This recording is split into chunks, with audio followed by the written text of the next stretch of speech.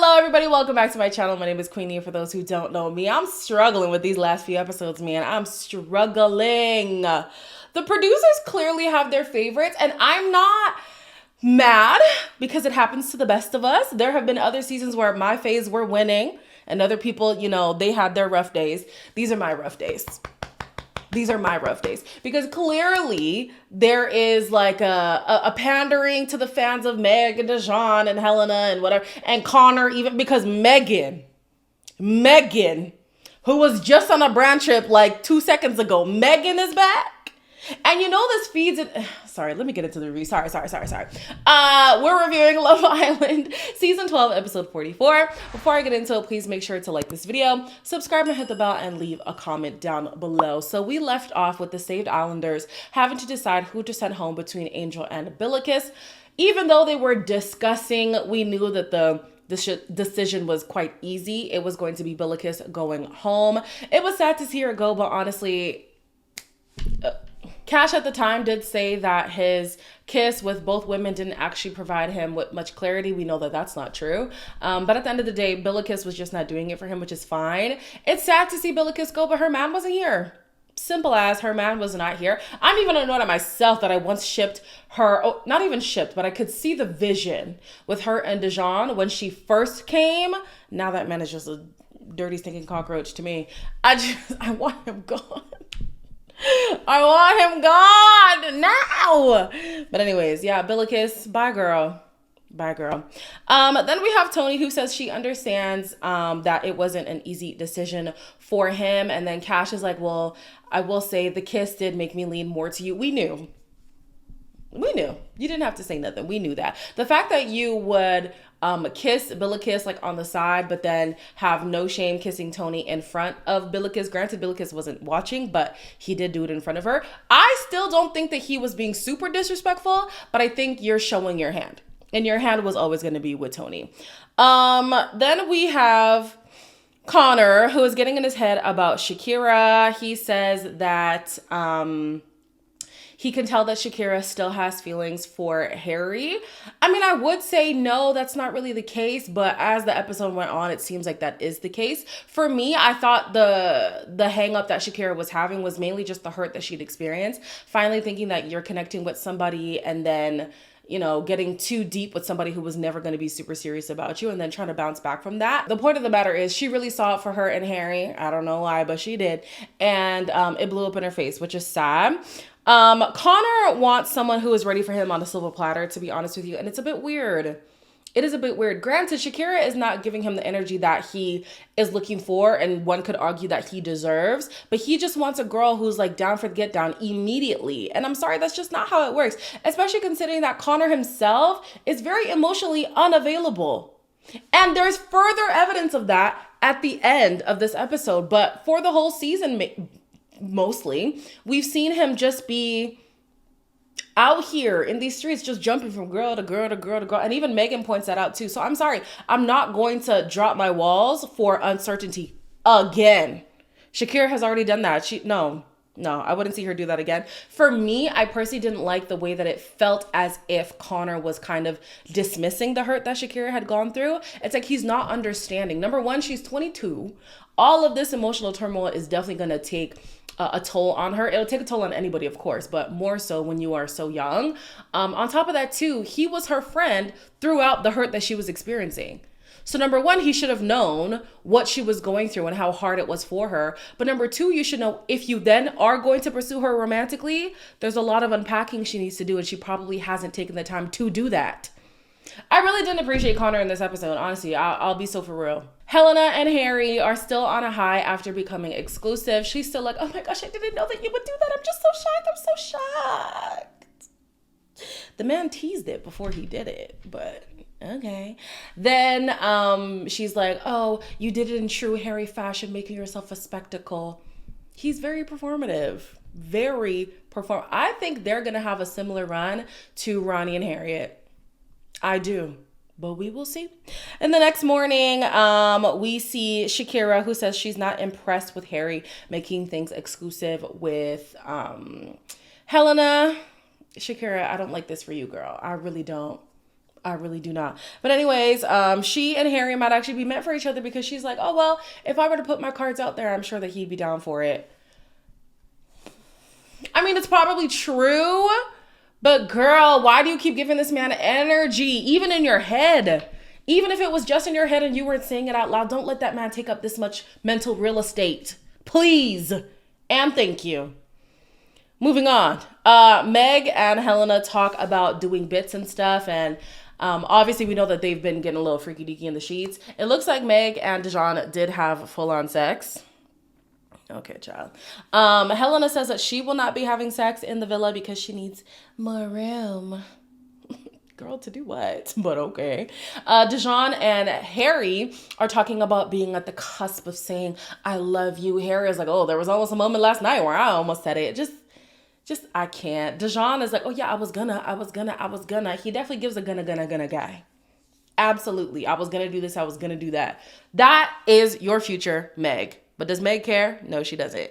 He says he's almost there to saying he loves her. I don't want to hear it until he actually says it. When you say it, then I will believe it. And even then, I'll still have my side eye on you. Cash and Tony then go to the hideaway because they're not in a couple. And he does say that she did put him through the ringer. She absolutely did. However, he is now excited to be able to explore the connection without distractions.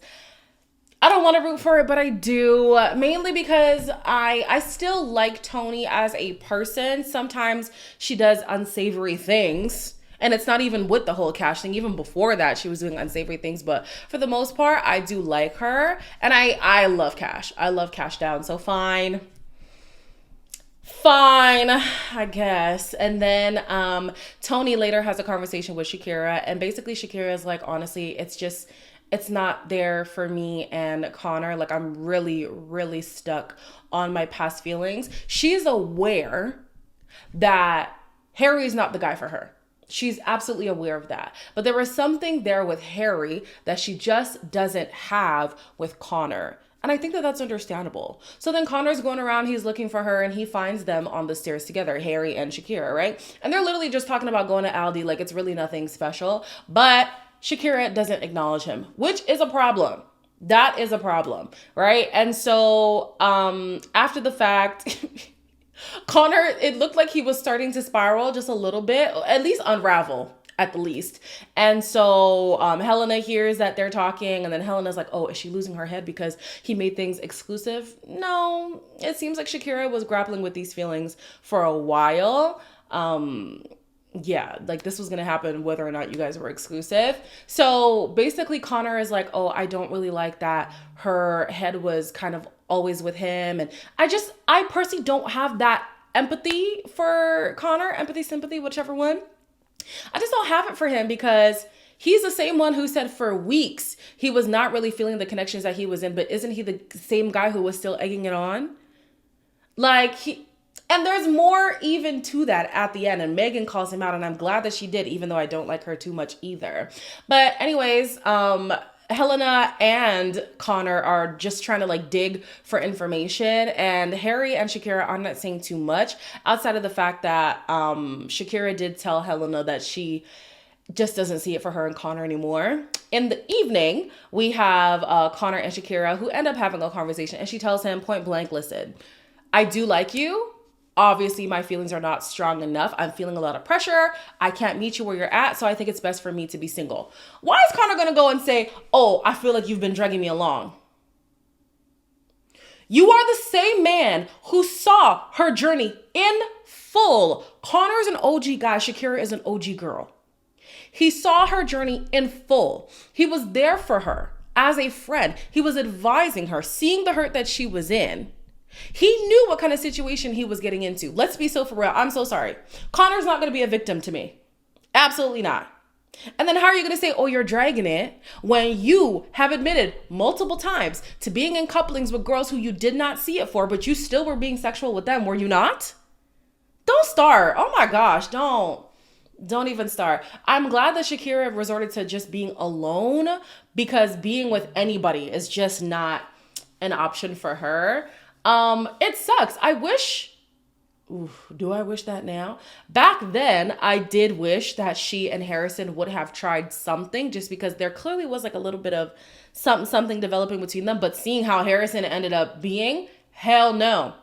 Don't want that for anybody. Did you guys see Harrison and whatever that girl, Lauren, their post, their joint post? I don't know. To me, it was very cringe. And the guy was wearing a Future shirt. If that ain't foreshadowing, I don't know what is.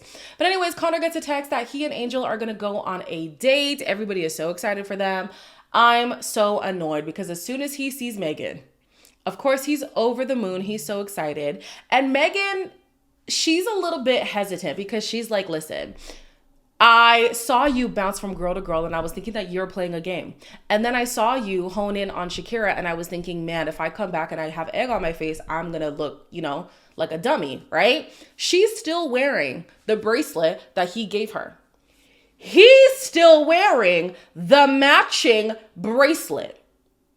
So you mean to tell me you have had these feelings for Megan this entire time? Granted, she's not in the villa, so it's a little bit different, but you can acknowledge that there are feelings there still lingering for that girl who had been gone way longer than when Shakira and Harry's situation had ended. But you got smoke for Shakira, not realizing that you're in a similar position. Shakira, to me, she could have been more transparent earlier on, but he already knew, listen, she's not fully invested. And she would say, I'm not where you're at. Just give me time. Just give me time. I think maybe saying give me time is a bit misleading, but he knew that she wasn't where he was at, right? He also was aware that he still had feelings for somebody else. She was not going to commit to him because she was still scared. If they left and Meg hit him up, what would have been the case? Does anybody even know about these bracelets? Like, I'm sorry. No. Connor does not get the victim edit from me. Then Megan is like, oh, well, do you still have feelings for her or what? And he's like, oh, I just realized that it's not there. And I thought that he was going to make it seem like he was the one who called it, but he fixed his statement and he was like, it's not there for her. And she decided to end it. Megan is like, that feels a bit convenient. And he admits that it is, but he says sometimes you just accept convenience. I don't know. I personally wouldn't be flattered by that, but okay. Blue was having a conversation with Angel. Honestly, boo, whatever. At first, he was like, oh, I have my eye on a few women. But then after he talks to Angel, he's like, oh, I only have eyes for you. I still think that Blue is just a waste. And now he's writing this whole, oh, I said I never was leaving. And look at me, I'm not leaving. No, but you were gone for a good 5 weeks. So you left. Anyways, Megan and Blue come back with Connor and Angel. And everybody is over the moon. Well, not everybody, but the people who I can't stand are over the moon. And this is very irritating for me. Very irritating. I mean, the way that they've been like painting Shakira as this is a true villain edit, if you ask me. I feel like other people have gotten their villain edit too. I'm not trying to say that it's only Shakira. But they've really been playing up the Helena, Harry, Dejan, Meg storylines and been like tanking Shakira in recent episodes. This is another redemption for them. Guys, I can't. The Grafties are supposed to be tomorrow. Did you guys see the options that they want to show? And the thing with Instagram too, you can see the vote. So most of them are going to be embarrassing Shakira. Honestly, I'm gonna pray for you, girl, because it's not looking good. It's not looking good at all. But anyways, as always, like, comment, share, and subscribe. And I'll see you in the next one.